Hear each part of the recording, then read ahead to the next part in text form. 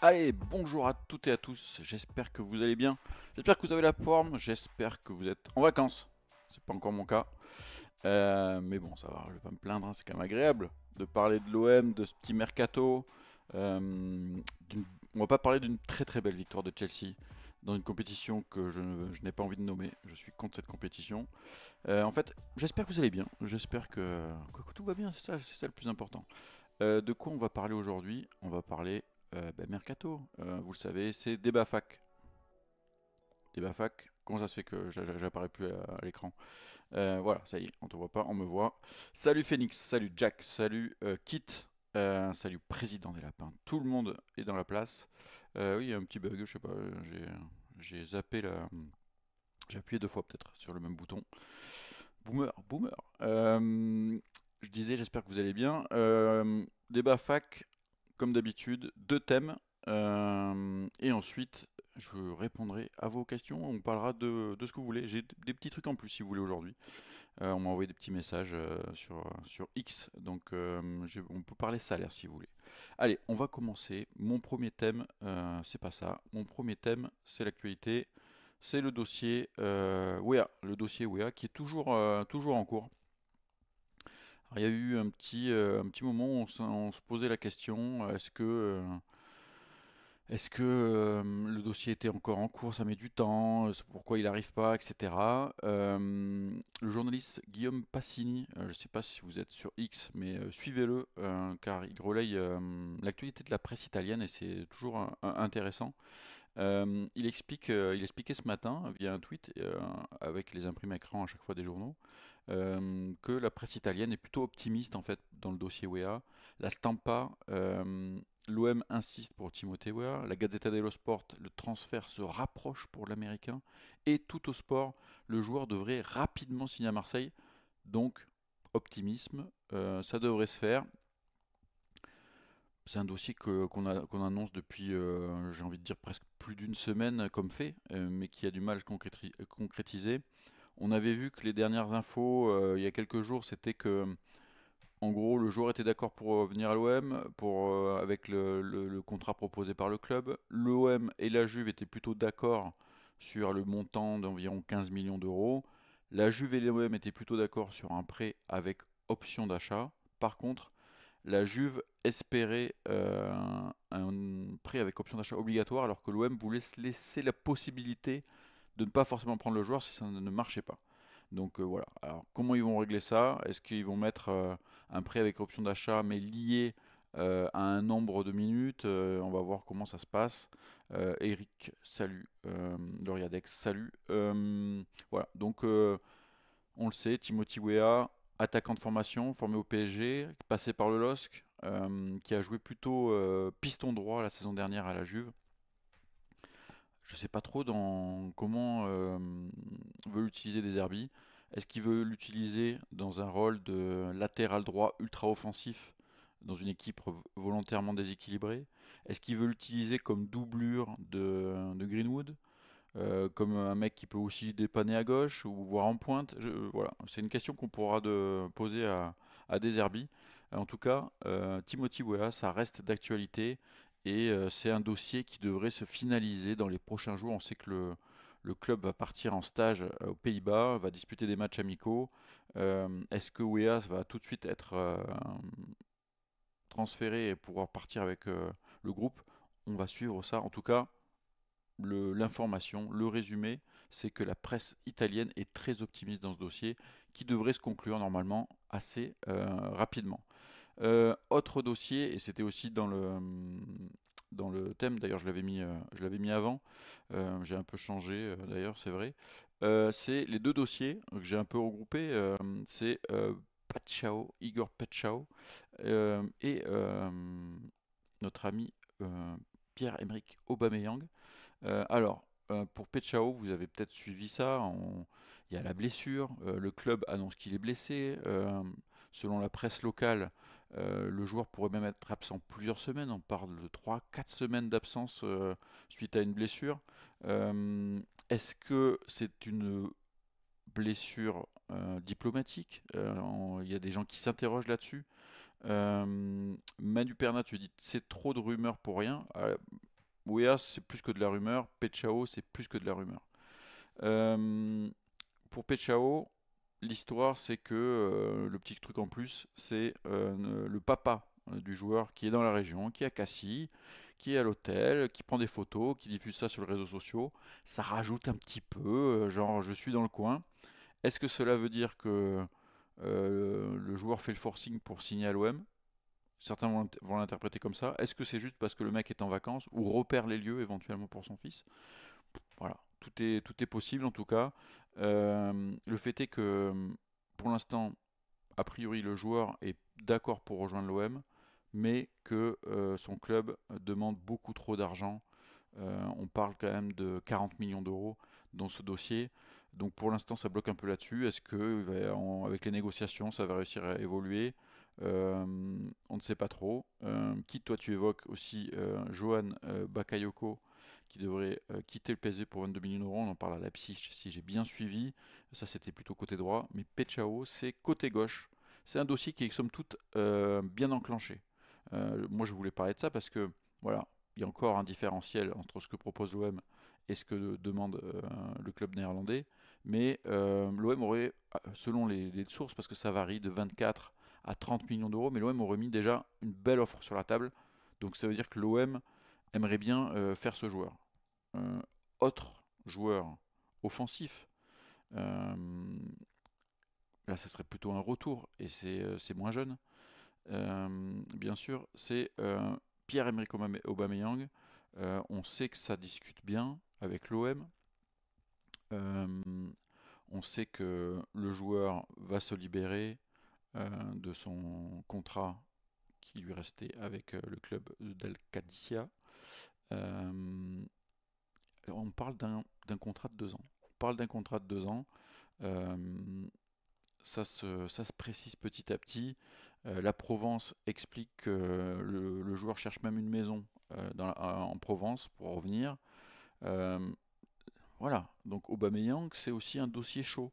Ça pourrait venir renforcer l'attaque, épauler Gouiri. Je trouve que c'est plutôt une bonne idée d'avoir un joueur expérimenté pour la Ligue des Champions, qui soit dans un bon état d'esprit surtout. On l'a vu pendant, c'était pas il y a pas très longtemps, hein, c'était pas la saison dernière, c'était la saison d'avant. Dans une saison un peu chaotique, il avait quand même réussi à marquer énormément de buts et à être très efficace.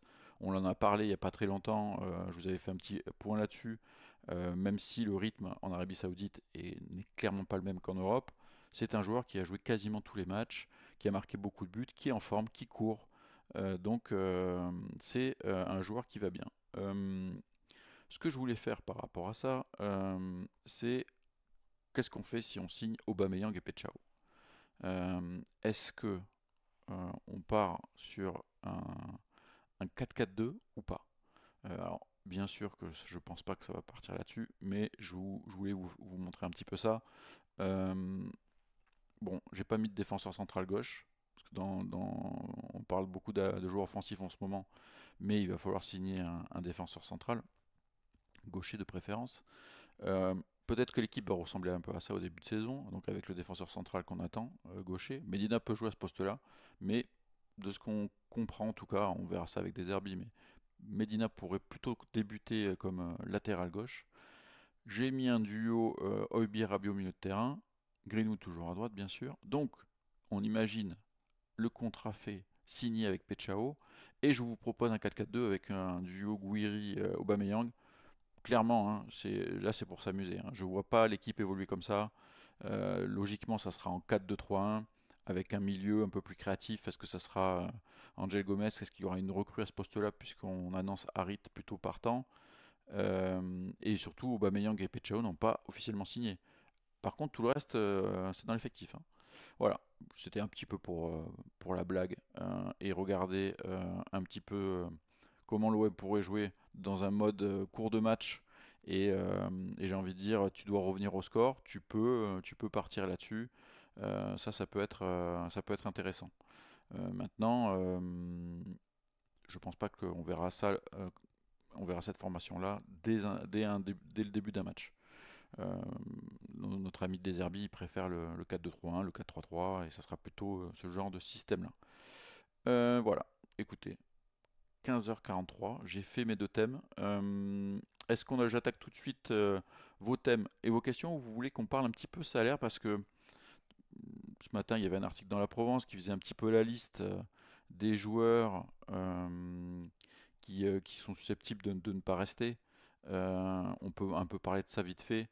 Euh, je vais retrouver ça. Je l'ai noté quelque part. Tac. En gros, c'est une dizaine de joueurs. Euh, Simon Ngapandouetembu, je l'ai tenté. Je sais pas si j'ai réussi. Rongier, on sait que ça bloque un peu la prolongation. Ça pourrait être un départ. Aminarit, Bamo Meite, Mumbagna, Ismaël Koné qui revient de près. Ruben Blanco, on en parle un intérêt du Panathinaikos, mais est-ce que le Pana peut payer son salaire? Je m'interroge. Unai, Lirola, on peut rajouter peut-être Garcia, voire Cornelius dans cette liste. En tout cas, ça fait une dizaine de départs. Et l'idée, c'était, je vais retrouver ça, il faut que j'arrête de dire un. C'est qui m'a partagé ça. Euh, Est-ce que je peux le retrouver parce que là, je ne suis pas connecté sur mon compte. Je crois que c'est Grinta Marseille qui m'a partagé ça. Un petit peu de voir sur les salaires. Les salaires, quel impact sur les possibles départs.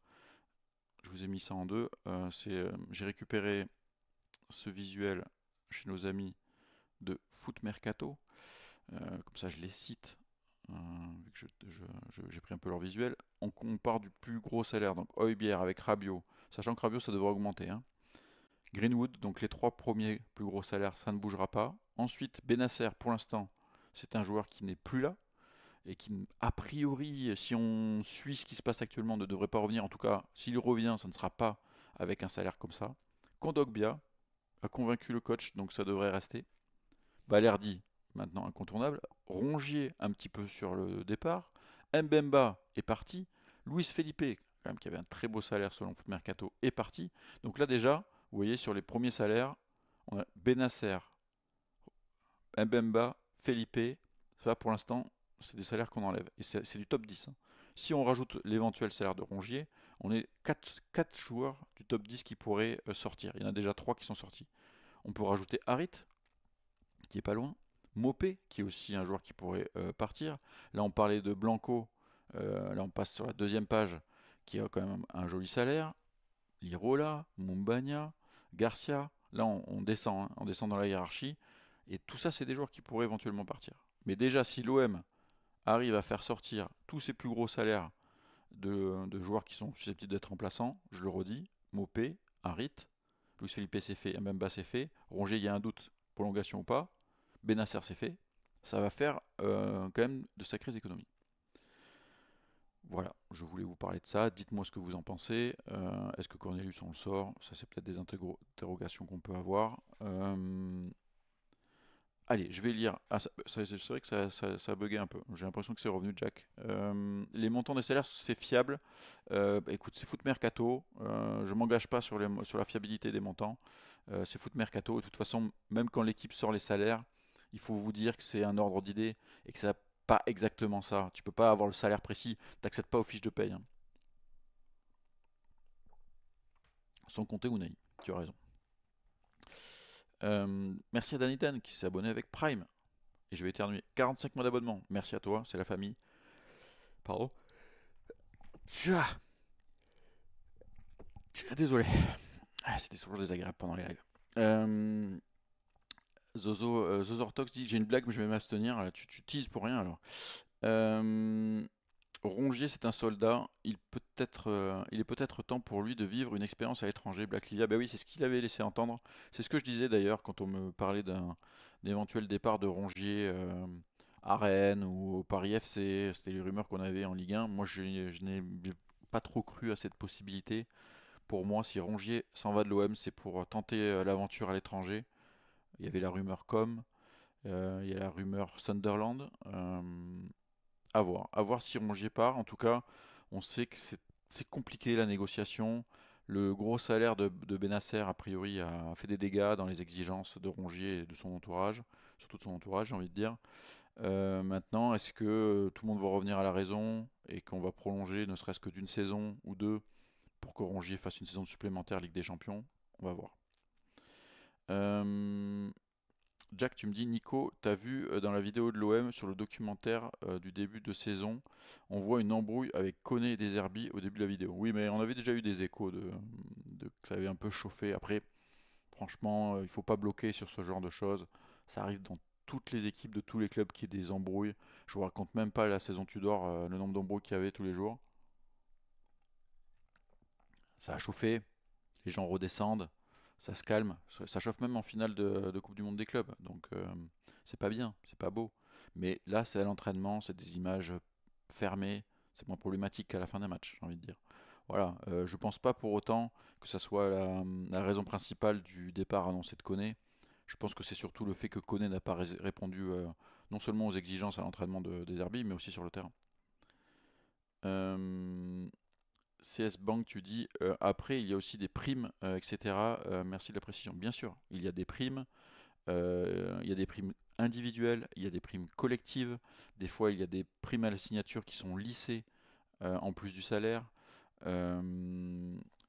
Et puis les joueurs gagnent aussi de l'argent avec des contrats personnels avec des marques, donc bien sûr, ça compte pas tout. Merci Snally. Merci Président Lapin. Eric, tu me dis, à cela il faut ajouter la rivalisation du Ligue des Champions pour cette année. Et oui, il y a des joueurs qui vont avoir des augmentations de salaire. Je parlais de Rabiot, mais d'autres comme même Højbjerg, c'est possible. Euh, Snally, tu dis, on part jeudi en stage, ça sent une accélération ces 2 prochains jours. Je pense qu'il va y avoir une accélération, en tout cas. Tant qu'on n'est pas rentré, là on est 15 août, pardon, on est 15 juillet, j'ai anticipé. On est 15 juillet, la reprise c'est vers le 15 août, je crois que c'est, je sais plus si c'est le 16 ou le 17, le week-end. Je peux regarder ça pour éviter d'être approximatif. C'est le week-end ouais, c'est ça, du 15-17, 15-16-17, la reprise, normalement, sauf si le PSG arrive à décaler ça. Mais il reste un mois. Maintenant, c'est vrai qu'on va rentrer dans le moment où il va falloir euh, terminer le gros du recrutement, c'est-à-dire, on l'a vu tout à l'heure sur la compo, il faut vite signer un ailier gauche. Alors, on parlait de Pechao, il y a eu la rumeur Fofana, mais ça semble un dossier très compliqué, Malik Fofana de Lyon. Il faut signer un ailier gauche, il faut signer une doublure de Gouiri, ça pourrait être Aubameyang, et surtout il faut signer un bon défenseur central gauche. Une fois que tu auras déjà ça, ces trois joueurs-là, tu as une bonne base, tu as un bon 11, tu as une bonne base. Tu vas pouvoir travailler tranquillement sur doubler le poste de latéral droit, éventuellement recruter au milieu de terrain si Rongier s'en va, euh, prendre éventuellement une doublure Greenwood si Weah finalement ça se fait pas, se poser la question du côté gauche, est-ce qu'on part sur le duo Medina-Merlin et on sort Garcia? Voilà, ça sera des ajustements plus tard. Le plus important là, c'est les titulaires, central gauche, ailier gauche et voir une doublure à Gouiri. C'est les trois dossiers un peu chauds. Euh, euh, Splifigno, tu dis. Riley, donc Egan Riley, il est venu pour être une doublure. Bah, de base, oui. De base, par rapport à son profil, son pied fort, il vient pour être un peu la doublure de Balerdi. Maintenant, je pense qu'il aura du temps de jeu petit à petit, à lui de s'imposer et de gagner du temps de jeu. C'est une année où il y a deux grosses compétitions avec des champions en championnat, plus après la Coupe de France. À lui de gratter du temps de jeu. Mais je pense que dans un premier temps, il vient pour avoir une doublure jeune et intéressante à Balerdi. Max, tu dis un départ de Kondogbia avec son salaire serait-il possible? J'aimerais bien personnellement. Bah, écoute, moi je suis plutôt sur la même longueur d'onde que toi. Je, je trouve que son salaire ne correspond pas à ce qu'il amène sur le terrain. C'est un joueur d'expérience, c'est un joueur qui n'a pas fait une mauvaise saison. Il a joué en plus beaucoup de défenseur central la saison dernière. Maintenant, il semble avoir convaincu Deserbi. C'est un joueur qui semble important aux yeux de Deserbi. Voilà, logiquement, il va jouer milieu de terrain cette saison. Ça va être une doublure de luxe. Moi, c'est vrai qu'avec un tel salaire, c'est problématique, je trouve, pour l'équilibre de l'effectif, mais c'est un choix du coach. Si le coach décide de le garder, l'OM, la direction va peut-être essayer de convaincre des arbitres d'éventuellement sortir, mais si vraiment le coach le veut, ils vont le garder. Après, on va me rétorquer, mais c'est pas toi qui payes, c'est pas une question d'argent, je m'en fous, c'est pas mon argent bien sûr. Moi je vois en termes d'équilibre, si tu sors un gros salaire comme ça, tu as cet argent-là pour le réinvestir sur d'autres profils. Et c'est toujours ça, si vous voulez, quand on parle des salaires, c'est pas une question de sortir l'argent, c'est une question de qu'est-ce que tu ferais avec cet argent-là si tu le donnais pas à ce joueur-là. C'est pour ça qu'on parlait des départs de Mbemba, de Benasser, de Luis Felipe qui sont des gros salaires. Euh, Snally, tu dis Obama et Wea vont arriver avant jeudi, j'en suis persuadé. Oui, c'est vrai que ça sent un peu comme ça. Après, on va voir parce que c'est déjà des dossiers qui traînent, je trouve. Depuis que le nom est sorti, l'OM, ils nous avaient habitués quand même. Boum, ça sort, ça arrive vite derrière. Là, ça met un peu de temps, il y a des petits détails à régler. Question de Kit. Est-ce que cette saison, les minots auront du temps de jeu? Moi, franchement, plus ça va, plus je me dis que c'est compliqué. Après, l'avantage, c'est que tu as, comme je le redis, tu as deux compétitions. Peut-être qu'un Nadir, là, je vois passer le nom Nadir, ne peut-il pas remplacer Rongier, Black Livia? Peut-être que Nadir peut avoir une promotion. Ça serait aussi intéressant d'avoir un peu plus de temps de jeu pour ce jeune-là. Est-ce que tu partirais sur la saison avec, si vraiment on est sur un 4-2-3-1, donc Højbjerg, Rabiot titulaire, Kondogbia Nadir. Est-ce que tu te dis pas que tu as envie d'avoir peut-être un cinquième gars un peu plus solide? On peut s'interroger. Jack, tu me dis, Nico, question très dure à répondre. Pour moi, je la pose. Oba et Stassin plus jeune. C'est quoi la question? Ah, Oba ou Stassin qui est plus jeune. Ouais, c'est pas le même profil, effectivement. Après, je pense que Stassin, c'est un joueur qui a fait des choses intéressantes avec Saint-Etienne, qui est très perfectible. C'est-à-dire que c'est un joueur, il faut de la patience, il faut qu'il joue. Et je suis pas sûr que l'arrivée d'un joueur comme Stassin, même on parlait d'Ablin de Nantes, je suis pas sûr que ça soit le meilleur choix sur cette saison-là. Parce que d'un côté, oui, c'est bien de prendre ce genre de profil et de les faire grandir. L'OM le fait quand même encore, hein. D'ailleurs, Rowe devrait a priori rester comme dans la rotation et ça, je trouve que c'est une bonne nouvelle. T'as quand même des joueurs jeunes, t'as pas que des joueurs expérimentés dans cette équipe. Il faut les deux. Je pense que Stassin, est-ce que tu vas avoir vraiment la place cette saison? T'as un Gouiri qui a fait quand même une demi-saison de très haut niveau. Euh, c'est vrai que miser sur Aubameyang sur un an ou deux pour un peu transmettre et peut-être prendre un jeune la saison prochaine euh, pour le faire évoluer, ça peut être intéressant. Aubameyang, tu sais qu'il va t'amener tout de suite. Et je pense qu'une saison de Ligue des Champions, c'est bien d'avoir un joueur comme ça. Là, tu sais que tu vas avoir une attaque assez complémentaire. Le fait d'avoir, si tu fais un profil Pechao et Aubameyang, tu as deux nouveaux profils de joueurs qui peuvent t'amener des choses, des buts, des frappes, un style de jeu différent. Et c'est bien de renouveler ton attaque. Tu as confiance en Greenwood, tu as confiance en Gouiri. Rajouter un peu de folie et d'autres systèmes de jeu. Tu as Rowe qui est aussi là. Mais rajouter du Aubameyang, du Pechao, je trouve, éventuellement, ça peut être intéressant. Snally, tu dis les minots, ça sera surtout en Youth League. C'est vrai qu'il y a cette compétition-là, et c'est là où tu peux un peu briller, mais c'est vraiment pour les très jeunes. Ça va être intéressant à suivre aussi ça. CS Bank, tu dis on manque de milieu si Rongier part et Benasser ne revient pas, à moins de faire descendre Rabiot et compter sur Kondo. Mais même dans ce cas-là, ce que j'ai dit tout à l'heure, tu as Højbjerg, Rabiot, Kondo, Nadir, 4 pour 2 postes. Est-ce qu'il en faut pas un cinquième? T'as aussi Angel Gomez qui peut jouer aussi un peu plus bas, hein. C'est pas vraiment un 10, hein, Angel Gomez, c'est 8, 10, même 6, si on l'écoute, c'est ce qu'il disait en conférence de presse.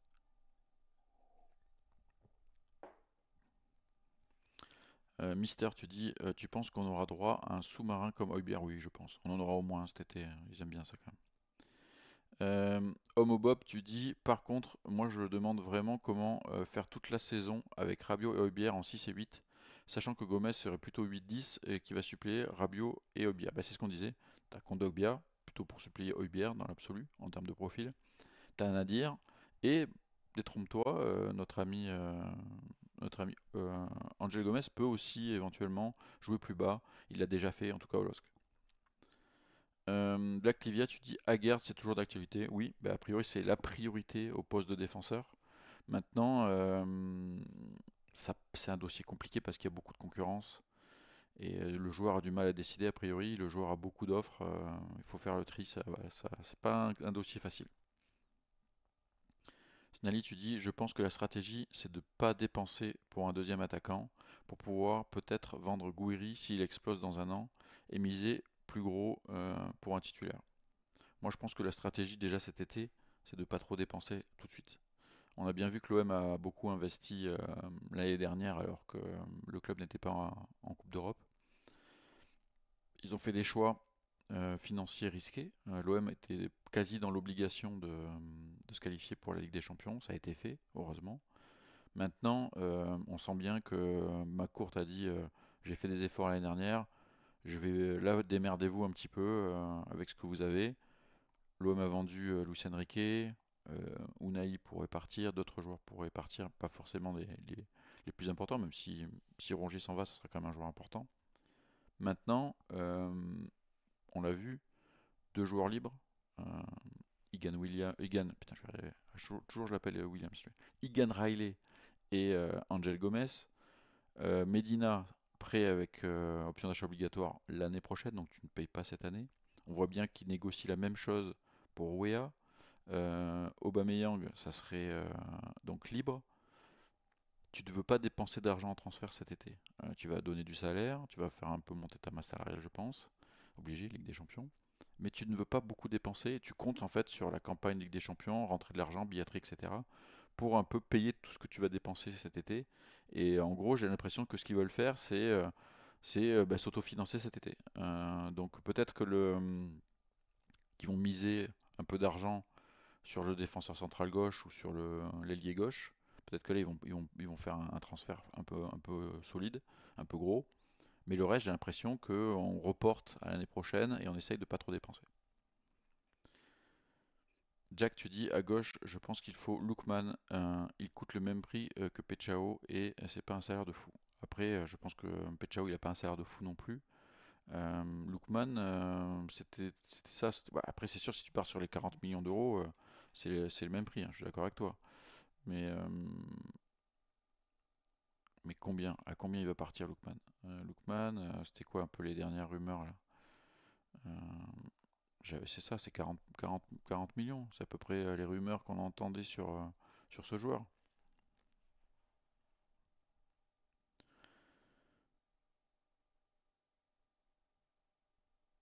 Blacktivia, tu dis choix risqué, l'OM c'est podium chaque année, on est parrain. Je suis d'accord avec toi, c'est l'objectif et je pense que ça sera encore l'objectif cette saison. L'OM doit jouer la Ligue des Champions chaque année.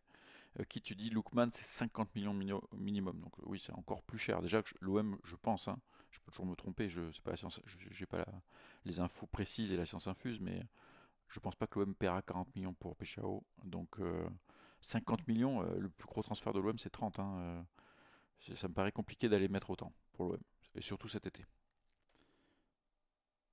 Euh,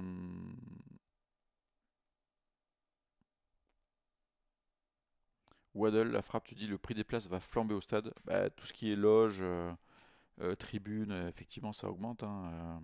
Par contre, on- l'OM essaye en contrepartie de garder des abonnements en virage qui restent abordables, ce qui est le cas, hein, on va pas se mentir, pour tous ceux qui sont allés voir un peu des matchs dans d'autres championnats ou qui ont des potes et qui ont conscience du prix des abonnements. Les abonnements en virage, ça reste vraiment abordable à Marseille. Par contre, oui, ça augmente bien dans les tribunes. Ça, c'est une réalité. Salut à Elia. J'espère que tu vas bien. Qui tu dis question, est-ce que tu peux présenter à nouveau le programme de pré-saison de l'OM? Alors, tu me prends un peu par surprise. Quitte, est-ce que je l'avais quelque part, ce programme? Parce que je le connais pas par cœur, hein. Donc tu veux me tester là-dessus. Je regarde si je peux le trouver assez rapidement. Euh, voilà. Bon, a priori. Euh, donc départ en stage. Euh, et pour l'instant, il y a plusieurs rencontres qui sont prévues. Euh, donc là, on est le 15 juillet. Premier match, normalement, 21 juillet, à 18 h contre le Rock Charleroi. Donc c'est pas le Charleroi qu'on connaît d'habitude. Ensuite, il y a la fameuse Air Cup. Euh, donc il y aura un match contre Gérone 26 juillet à 20h. OM Valence 29 juillet 20h30. Et ensuite, il y a deux matchs de gala au stade Vélodrome. Donc le 2 août 20h OM Séville et le 9 août 19h OM Aston Villa. Deux matchs plutôt sympas. Puis un match contre un club anglais, un match contre un club anglais. Donc c'est bien, c'est varié. Il y aura peut-être un sixième match amical, peut-être qui va s'intercaler, c'est pas sûr.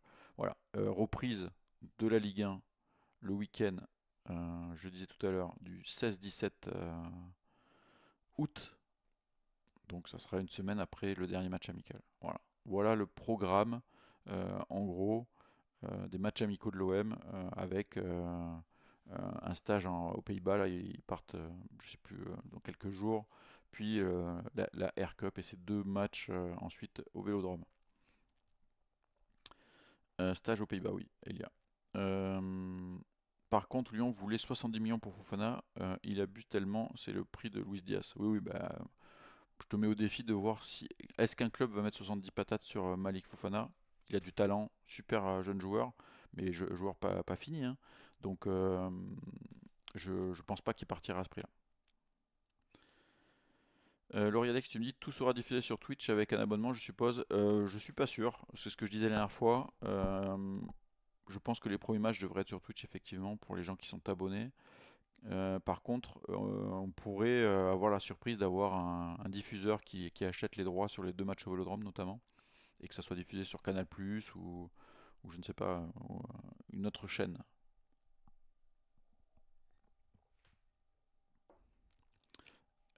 Et là tu dis, au bas, c'est pas une mauvaise idée si négociation du salaire favorable à l'OM. Ça, je pense que ça fait partie de l'idée. Je pense pas que l'OM redonnera le salaire qu'Aubameyang avait en 2023-2024. Ikikto, tu me dis, que penses-tu des droits télé et de la nouvelle offre Ligue 1 Plus et DAZN? Alors, il n'y a plus DAZN dans le coup. La Ligue 1 Plus, donc c'est la chaîne de la LFP. On en avait parlé déjà. C'est vrai que je trouve que les tarifs sont plutôt corrects. Dans l'idée, c'est plutôt là-dessus qu'il faut partir. Maintenant, il faut quand même préciser que la chaîne Ligue 1 Plus n'a pas les 8 matchs en diffusion chaque week-end. Ils en ont que 8 sur 9, pardon.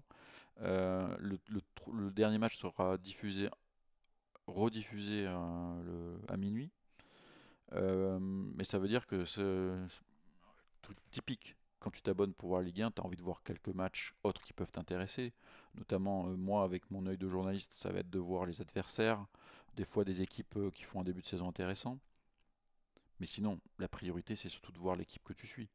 Donc nous, en l'occurrence, notre priorité, c'est de voir les matchs de l'OM. Donc là, tu vas payer un abonnement. Alors, pour les jeunes, c'est moins de 10 balles. Mais je crois que c'est pas sur la télé, c'est sur tablette et téléphone. Pour les gens qui sont moins jeunes, donc plus de 26 ans, je crois, c'est 15 euros si tu t'abonnes sur un an, et c'est 20 euros si tu t'abonnes sur un mois et que tu peux résilier à tout moment. Voilà, le problème c'est qu'après il faut payer Bein pour regarder les matchs supplémentaires. Donc ça veut dire que le match de Bein c'est le samedi à 17h. Je crois qu'ils ont le deuxième choix. Si la Ligue 1 Plus, donc la chaîne de la LFP, qui va être diffusée sur quasiment tous les supports, sauf Canal et Bein pour l'instant, mais ça sera sur Free, sur Orange, sur plein de plateformes. S'ils prennent Paris ou Lyon, bah, l'OM ça sera sur Bein. Et dans ce cas-là, tu es obligé d'avoir un autre abonnement.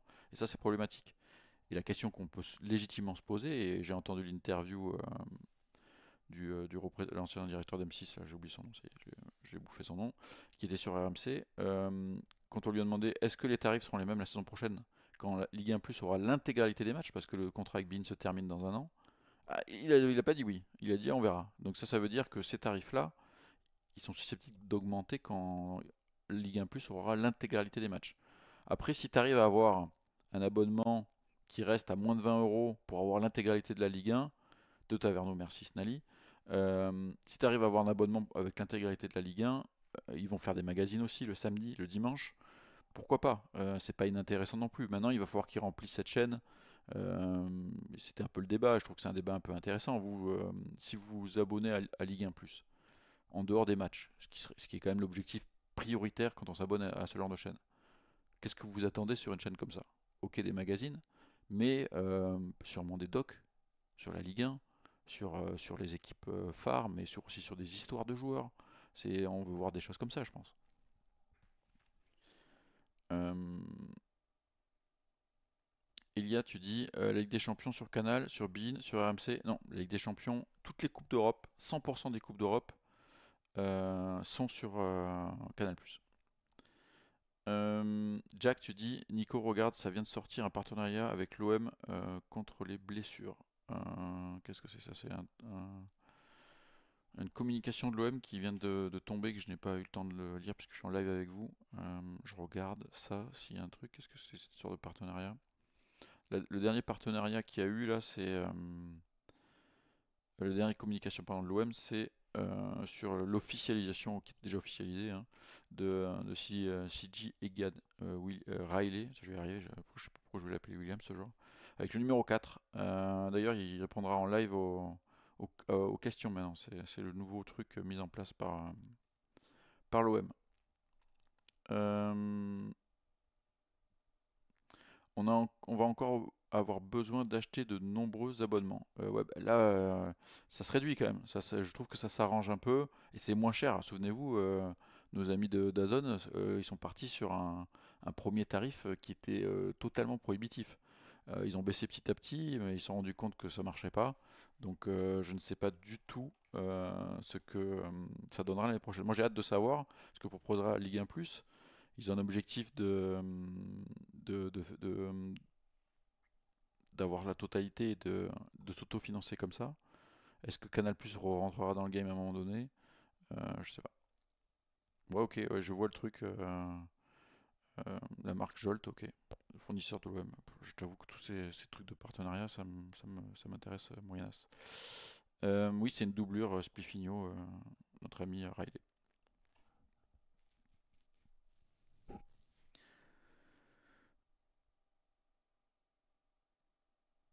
Allez, encore une ou deux questions. Il est 16h10 et après je vous laisse.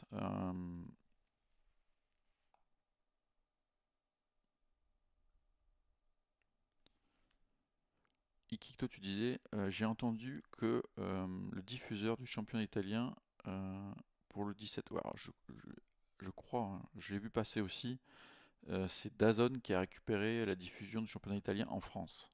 Donc oui. Eric, toi tu me dis, le dossier Aguerd a l'air de traîner et la Roma ne veulent pas lâcher Dika. Si aucun ça ne se fait, quelles sont les autres pistes? Bah, en tout cas, ça ne sera pas Badiachil qui a communiqué après la victoire de Chelsea en disant qu'il serait un joueur de Chelsea la saison prochaine. Les autres noms évoqués, c'est toujours les mêmes qui reviennent. C'est le défenseur central portugais de Chelsea, Vega, qui était prêté à la Juve. C'est Laporte, toujours, qui est une possibilité. Donc je ne sais pas si l'OM ira sur ces pistes-là. Est-ce qu'il y a un nom qu'on n'a pas encore entendu qui pourrait surgir? C'est aussi la question.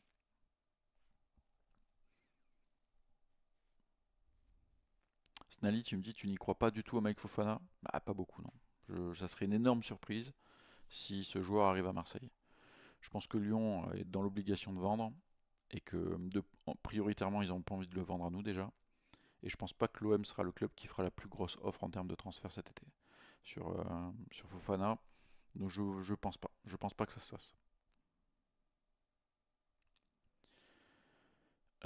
Elia, tu me dis, Laporte, j'aimais bien cette idée qu'il vienne chez nous. Écoute, a priori, c'est pas totalement mort, mais c'est plus compliqué. La résiliation de son contrat est plus compliquée, le salaire est très gros. Il y a beaucoup de doutes aussi sur ce dossier, comme il y a des doutes sur les joueurs qui reviennent d'Arabie Saoudite. On en a un peu moins sur l'Abi Aubameyang parce qu'on l'avait un an avant et qu'il a joué tous les matchs cette saison, qu'il s'est pas blessé, qu'il est encore en Cannes, mais même s'il a 36 ans. Mais c'est vrai qu'il y a toujours des doutes sur les joueurs qui restent un peu en Arabie Saoudite et qui perdent vraiment le rythme. Ok, bon, bah, je pense qu'on peut s'arrêter là. On a fait un petit peu le tour. Donc Wea, Pechao, Aubameyang, ça reste les dossiers un peu chaud, va y avoir pas mal de départs. L'OM va essayer d'écrémer un peu cet effectif.